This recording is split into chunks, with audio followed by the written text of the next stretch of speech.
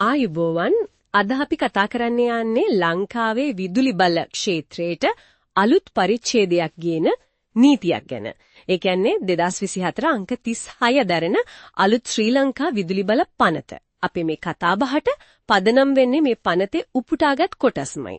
බලමු මේ අලුත් නීතියෙන් මොනවද වෙන්නේ යන්නේ, අලුත් ව්‍යුහය මොකක්ද, මූලික අරමුණු මොනවද කියලා ගැඹුරින් හොයලා බලන්න. එහෙනම් අපි මුලින්ම බලමු මේ පනතේ ප්‍රධාන අරමුණු මොනවද කියලා. ආරම්භයෙන්ම කියනව නේද?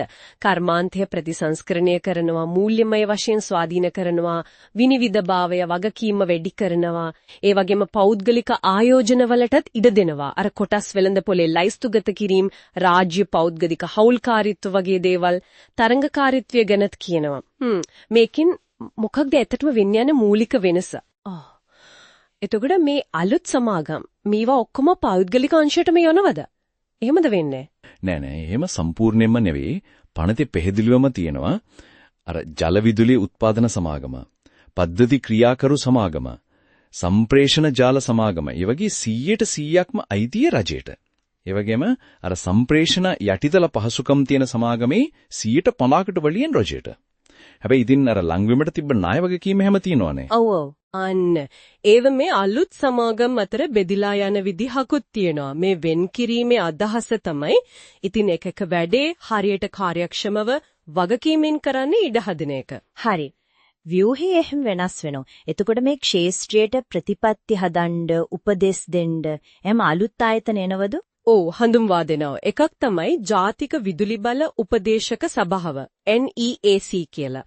ඒගොල්ලන්ගේ වැඩේ තමයි ජාතික විදුලි ප්‍රතිපත්තිය, ගාස්තු ප්‍රතිපත්තිය, දිගුකාලීන සැලසුම් මේව ගැන අමාත්‍යවරයාට උපදෙස් දෙන එක. එකේ ඉන්නේ විශේෂඥයෝ, නිලධාරීන් එහෙම. ඊට අමතරව తాවකාලිකව මේ ප්‍රතිසංස්කරණ වැඩේට උදව්වට අවුරුදු 2-5ක් වගේ කාලයකට බලශක්ති ක්ෂේත්‍ර ප්‍රතිසංස්කරණ ලේකම් කාර්යාලයක් PSRS කියලා පිහිටවන්න පුරුවන්. උපදෙස් දෙනවා. ඒත් කවුද මේ අලුත් සමාගම් හරියට වැඩ කරනවද, නීතියට වැඩද බලන්නේ? අර නියාමකයා ඒ කාර්යභාරයට මොකද වෙන්නේ? ඒක පැවරෙන්නේ දැනටමත් ඉන්න ශ්‍රී ලංකා මහජන උපයෝගිතා කොමිෂන් සභාවට. ඒ කියන්නේ PUCL එකට. මේ පනතින් එයාලගේ බලතල තවත් වැඩි කරලා තියෙනවා.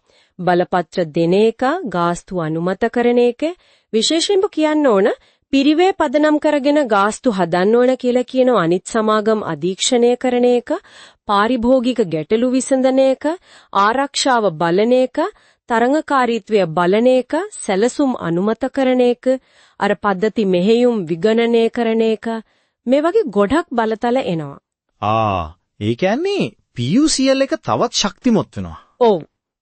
වැදගත්ම දේ තමයි එයාලා ස්වාධීනව අපක්ෂපාතීව වැඩ කරන්න ඕන කියන එක පනතේව අවධාරණය කරලා තියෙන එක. අර විදුලි පරීක්ෂකරෝ පත් කරන්නෙත් නියාමකයා තමයි. හරි. එතකොට දවස ගානේ මේ පද්ධතිය පාලනය කරන්නේ කවුද? විදුලිය එහෙම යවන එක, ඒ වැඩේට මොකද වෙන්නේ? අන්න ඒකට අලුත් කෙනෙක් ඉන්නවා. ජාතික පද්ධති ක්‍රියාකරු National System Operator NSO. NSO එකේ වගකීම තමයි මුළු සිස්ටම් එකම කන්ට්‍රෝල් කරන එක. ඒ වගේම අර ඉකොනොමික් ඩිස්පැච් කියන්නේ, ඒ කියන්නේ අඩුම වියදම් බලාගාරවලින් මුලින්ම විදුලිය ගන්න එක, ඒක හරියට කරන එක, දිගුකාලීන වාර්ෂික ප්‍රසම්පාදන සැලසුම් හදන එක, අනාගතයේදී අර තොග වෙළඳ පොලක් ආවොත් ඒක කළමනාකරණය කරන එක ඔක්කොම NSO එකට. අලුතින් බලාගාර හදනවා නම්, සම්ප්‍රේෂණ ලයින් හදනවා නම් ඊවට තරංගකාලීව ලංසු කැඳවන්න ඕනේ කියලා තියෙනවා.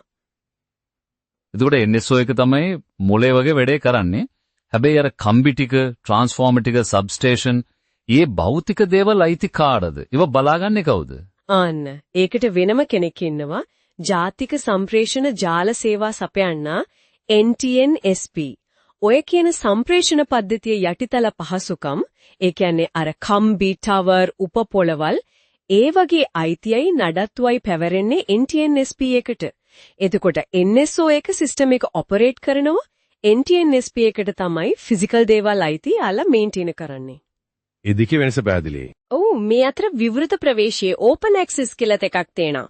ඒ කියන්නේ ඉතින් අනාගතයේදී සමහර විට අමතර ගාස්තු ගෙවලා පාරිභෝගිකයන්ට තමන් කැමති කෙනෙක්ගෙන් විදුලිය ගන්න. ඒ වගේ අවස්ථාවක් එන්න පුළුවන්.